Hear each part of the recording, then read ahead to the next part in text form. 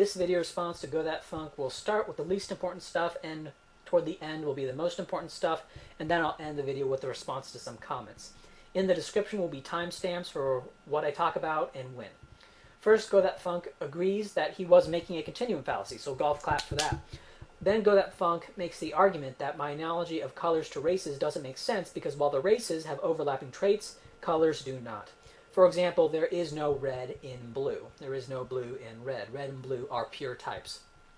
I don't know why you're bothering to argue this minutiae since you've already ceded the core point, but okay, here we go. Let's talk about colors. Open up any Paint or Paint-like program and you can see the color composition that make up the colors. As you can see, each color is actually made up of several other colors, for the most part. There are, of course, primary colors, but most colors are a composition of multiple of the primary colors. So most of the time, colors do have composite traits just like race. But really, the point of that example is just to illustrate the continuum fallacy. That races and colors are different things is irrelevant to the point I was making, because you can make a continuum fallacy in regards to both. All right? I was using colors to illustrate the principle. I was not saying that races and colors share some deep similarity. But this is largely irrelevant because you can make the same argument about species. He then says comparing humans is more like comparing light and dark purple than comparing, say, purple to blue. And he can say that, and I can say that they're as different as turquoise and maroon. And both statements would be equally meaningless because the scales don't inherently analogize. Next point. He says it's interesting that I chose blacks as compared to whites, and the reason I did that, just for the viewers to know, is because that's where the most research has been done, and that's where the most archetypal historical comparison is. I could have compared North Asians to Amerindians, right? But there's not as much data on that, and that comparison just isn't particularly relevant, right? And that's why I talk about blacks and whites, because that's where the most data is, and that's where the most controls are. Gothatfunk, you say that you're not going to read more into that than there really is, but you know your subscribers will, right? And that's why you said that. Next point. Gothatfunk accuses me of quote mining. Here's what he wrote in the description of the video in question. I'm just going to post, copy paste this so the viewers can see exactly what he said and exactly what part I responded to, and they can determine for themselves whether or not I was quote mining. Here's what he said. If you can define the qualities, characteristics, and dimensions of what physically pertains to white people that does not pertain to members of other races, then I may listen.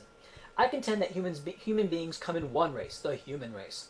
We may be divided by ethnicity with justification, but racial distinctions have their roots in the racist colonial past and needs to be thought of as nothing more than an historical absurdity. Now, the portion of this that I cited and responded to was, racial distinctions have their root in the racist colonial past. And in my video, I showed that this was unambiguously false by pointing to racism that occurred independent of and prior to the rise of Europe. Gothatfunk accuses me of quote mining, but doesn't explain how the inclusion of the full quote would render my response incorrect or irrelevant. Now, he does say that he was talking that he recognizes ethnic categories in this quote, right? And that's why that's why what I was doing was quote mining, because he said he recognized ethnic categories. But the thing is, that's different. Okay, the Ainu look different from other Japanese. That's why they were attacked. The different castes looked different. The lower castes had darker skin and they had more African and have more African-like features, even though they're genetically quite distant from Africans. But the reason they maintain those features is because they evolved in a similar environment, similar to Papua New Guineans looking like black Africans. In fact, when the Americans in the war in the Pacific invaded Papua New Guinea, the New Guineans there thought that the black American soldiers were, genetically very similar to them. They thought they were kind of like their own tribes, even though Papua New Guineans and Sub-Saharan Africans are at the two extreme scales if you measure genetic distance. And that's a bit of a digression.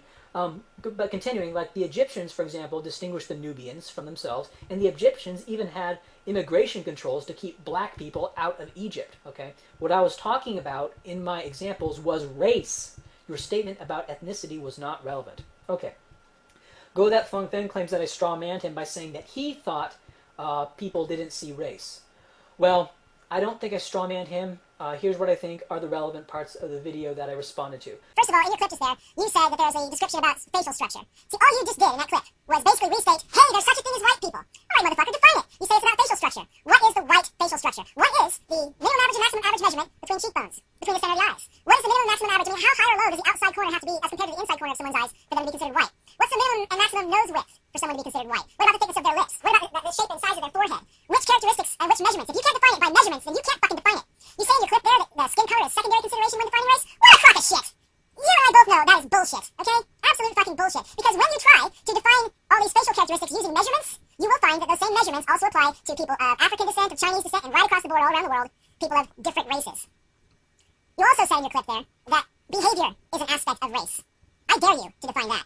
How do white people act, Jack? As opposed to races of different races. How do white people act? That one pissed me right off. Operationally, nobody doesn't see race. Nobody is quote-unquote colorblind or is unable to tell what most people's race is, just as most people can clearly see gender, even in gender-neutral clothing that obscures the boobs. In cartoons, artists draw black people with clearly black facial features. And by black, I mean African origin. And we all know what that kind of looks like. And also keep in mind that human facial recognition is extremely complex. Okay, the argument, and I thought that the implication of my argument was pretty obvious, but let me explicate this. Right? The argument that nobody is race blind is to point out the hypocrisy in saying race doesn't exist, and then going around behaving in the full knowledge that it does. Okay, and I'm not talking about ethnicity. All right, stop trying to equivocate the two. He then says humans have far more in common than what separates them. I'm really baffled as to why people make this argument. The same thing is true about chimpanzees, right? There's more in common with humans and chimpanzees than what separates them. The same thing is true about different cars on the road. I think squids and octopuses have more in common than they have differences. Men and women have more in common than they are different. And the same thing is true about a fascist and a Marxist-Leninist. And so would we refuse to categorize these things differently because overall they have more in common than what separates them? Okay, I mean, for example, the fascist and the Marxist, they both have 5 fingers and 5 toes, after all. Okay, I'm not talking about race on this point right here. This is deeper than race. Okay, this is about maps of reality. By this principle that you're using to deny race, you can destroy the rest of anyone's map of reality. Okay? And the fact that you don't apply this principle to anything other than race is evidence that you're not seeking truth, but you're engaged in dishonest political activism. Okay, Gothatfunk then says that his question in the video was to prove, or as a challenge or whatever, or show why superficial markers of race cause behavioral differences. And of course, they don't. Right? This is a straw man on Gothatfunk's part, coming from someone who's really butthurt about supposedly being straw man by me. Now, let's assume culture only for now. Okay. I'm just going to go along with the gag. Let's assume culture only. Let's assume 100% of the behavioral differences between the races is due to culture, environment, etc. Now, even if this is true, there are still behavioral differences between the races, and those behavioral differences are associated with different superficial things, characteristics. Would you then demand that people who claim that there are cultural differences between the races explain how the superficial markers of race cause the aggregate differences in culture? No, that's stupid. However, when someone claims a genetic cause for the behavioral differences between the races, you then demand an explanation for how the superficial markers of race cause the genetic differences. That's stupid. Another way to illustrate how this is stupid is if I asked you the question, how does nappy hair cause one to have dark skin? Well, of course it doesn't, but nappy hair tends to exist on people who have dark skin. The form of the argument is not that the nappy hair is causing innate differences in behavioral tendency, it's that the nappy hair is associated with innate differences in behavioral tendencies, just as it is associated with dark skin. Okay? I apologize to the viewer for having to get so remedial, but I'm just making what I think are the necessary responses to Gothatfunk. Okay. Gothatfunk then claims that all the differences between the races can be explained by culture and environment.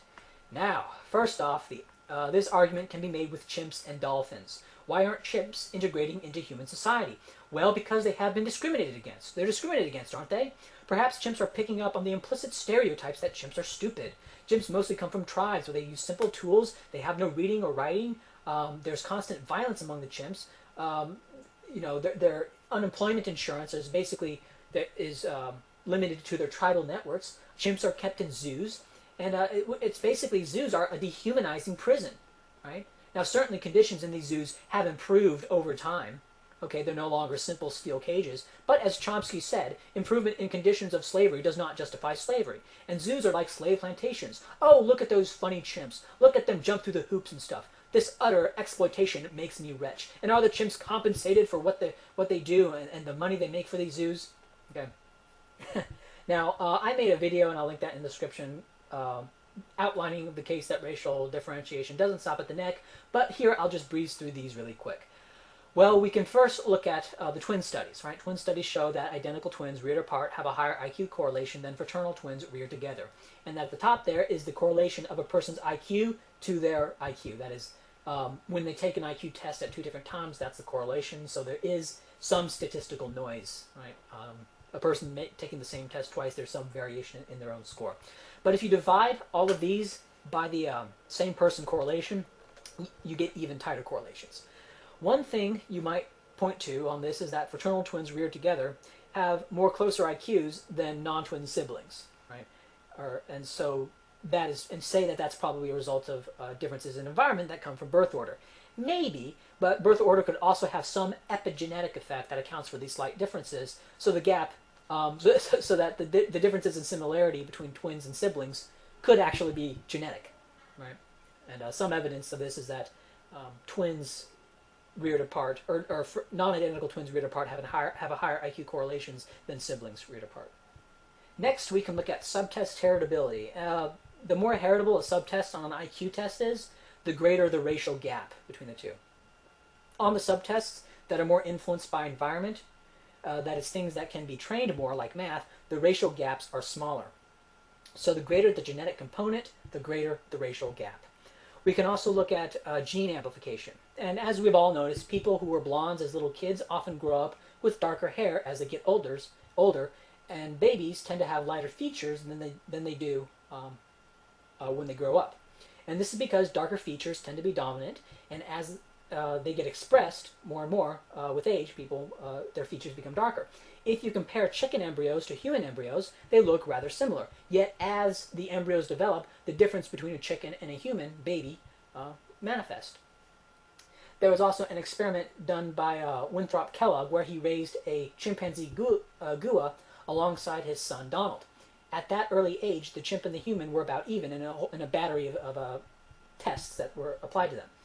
The experiment was called off when the baby human, Donald, started to mimic the chimp's speech, but as we know, at adulthood, humans and chimpanzees are worlds apart, right? And of course, the black-white IQ gap widens with age. Now, an alternative explanation is that the gap widens with age because of compounding environmental effects. Okay, so which is correct? Compounding environment, gene amplification, or maybe some mixture of both?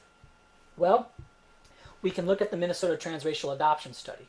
This study was funded by the Pioneer Fund, okay, but it was actually run by Sandra Scar, an avowed radical environmentalist or behaviorist or whatever the view that races ended up with the same aggregate brain is, right? Whatever you want to call that.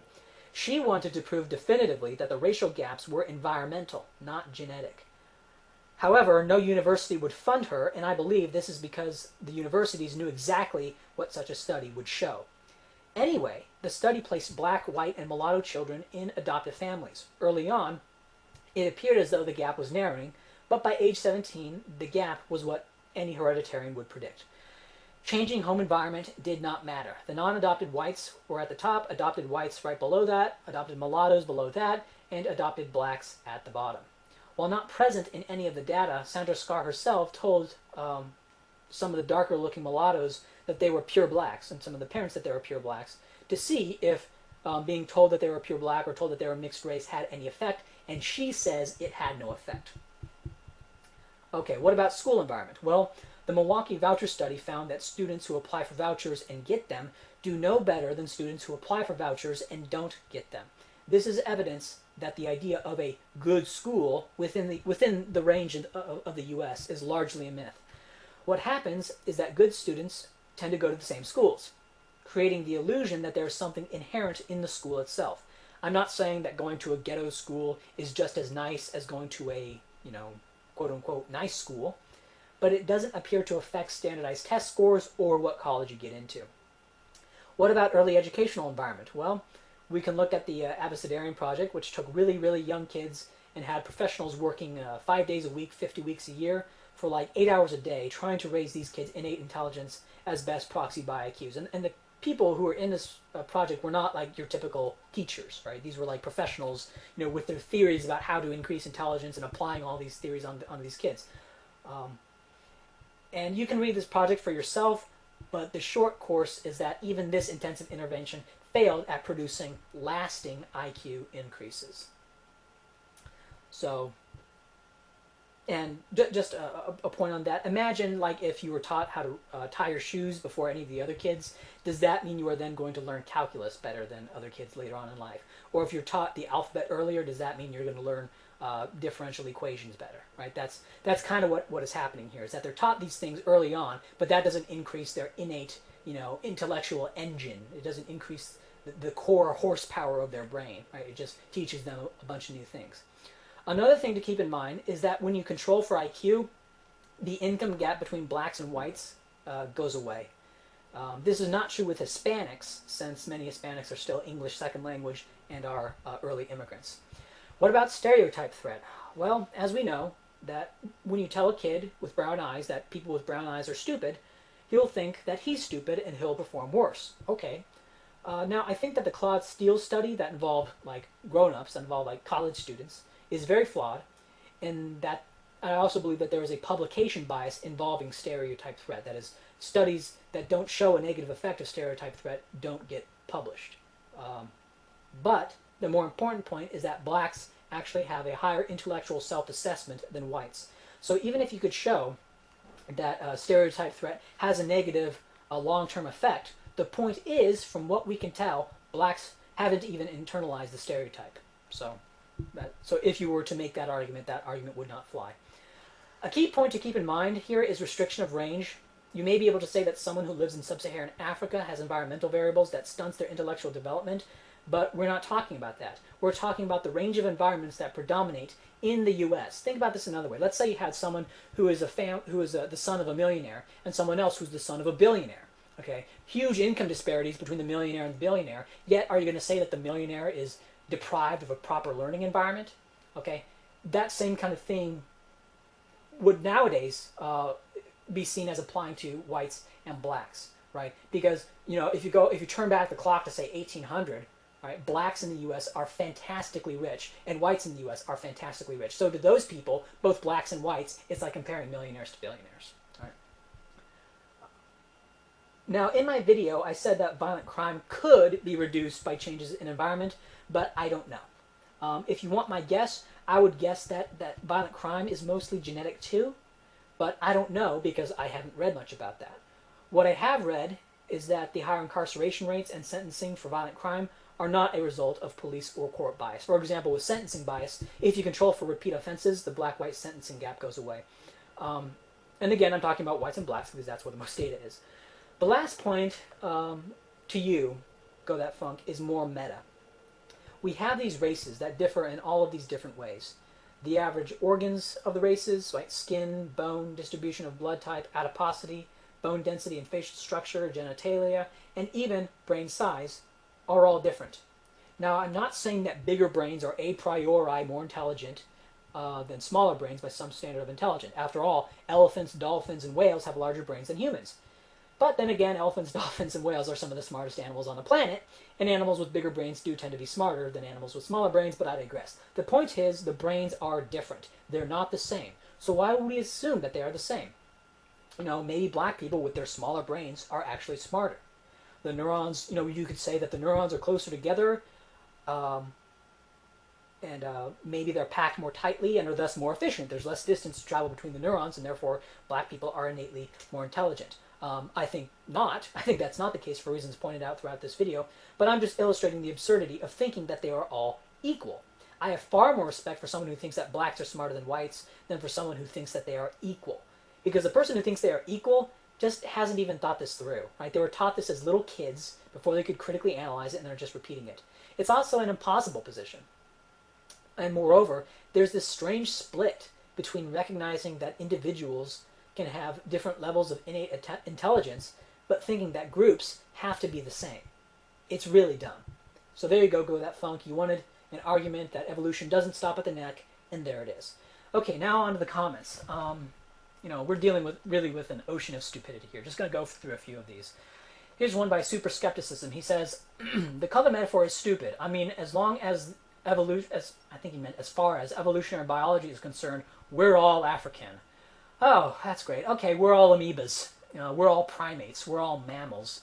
Why draw the line in Africa? That's some of the stupidest thing I've ever heard. Here we have a comment by That's Not a Good Idea. He says, fantastic video. The idea that there is innate social traits in people from birth is just strange. I use the same cliche you used in an argument with someone, that there is only one race, the human race. It just seemed to piss people off, lol. Now, I don't know why this person said social traits. I mean, there are traits that people have. We can define some as social or not. And I don't know why you would think that differences at birth would be strange. Different people have different genes, right? There's nothing strange about it at all. But this is also misleading and strawmanning because genes become expressed more through age. What we're concerned about is traits in adulthood that are influenced by genes. The differences between babies of different races are both negligible and irrelevant. You can also look at, girl babies and boy babies. Besides from the differences in genitalia, girl babies and boy babies are very, very similar. It's not until they get older that the genetic differences begin to manifest more and more. Here's a comment by Eopic. It says, in modern population genetics, they tend to reject race classification for humanity. Rather, there is frequencies in variation, and ethnicity is way more connected to culture than genes, and population can culturally assimilate to another culture and be part of that ethnicity. I have a problem with these people who ascribe, omnipotent power to culture. But anyway, I don't know what point he's trying to make with cultural assimilation. Okay, many make the argument that black Americans are culturally assimilated, yet they are clearly a different race, and the race plays a huge role. In my video, I'm not talking about ethnicity, I'm talking about race. Populations with different trait distributions are races. That's what race is. That's what people mean when they say race. If your argument is that races are not pure types, that's fine. Nobody ever claimed they were. But that's largely irrelevant. What I think you're trying to do is set up a straw man definition of race so you can say that it doesn't exist. See, what racial geneticists can do is call the races populations, and in this way they won't get called racists, and most people are too stupid to realize what they're doing, or they're so browbeaten, or are just, creationist ideologues that have drunk the Kool-Aid, that they ignore it.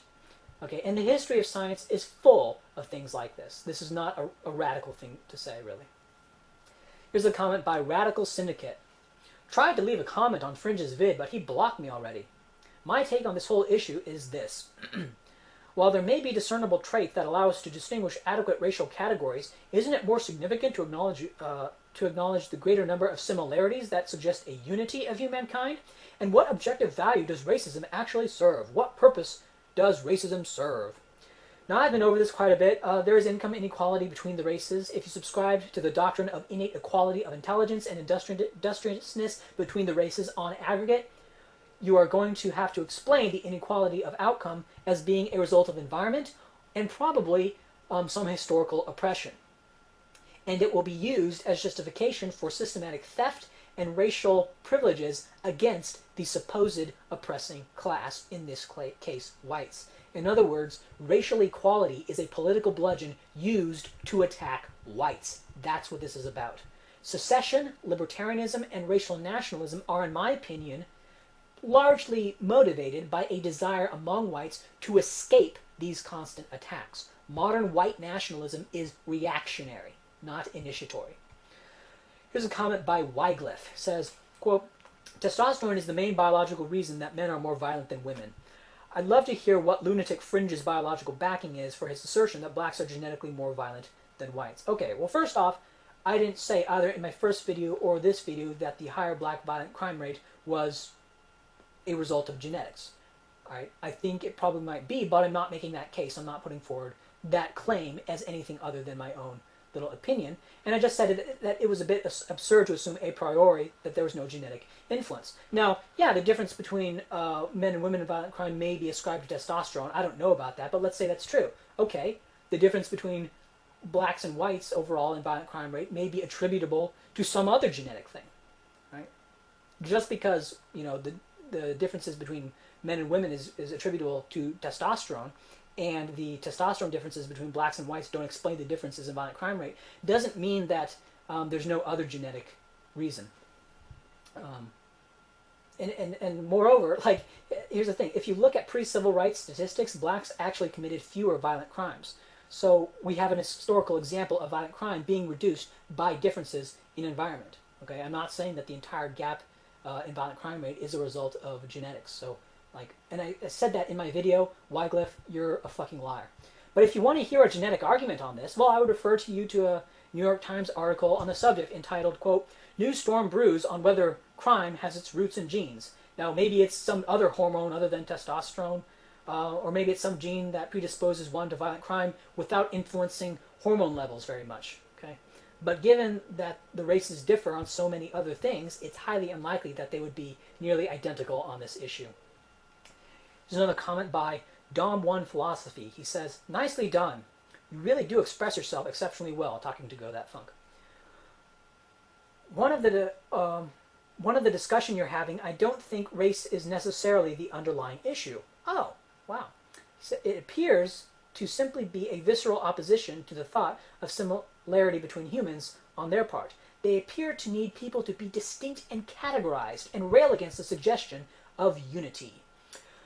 You know, I can call you a doo-doo head too, right? I could say, it appears to simply be a visceral opposition to the thought of differences between humans on their part.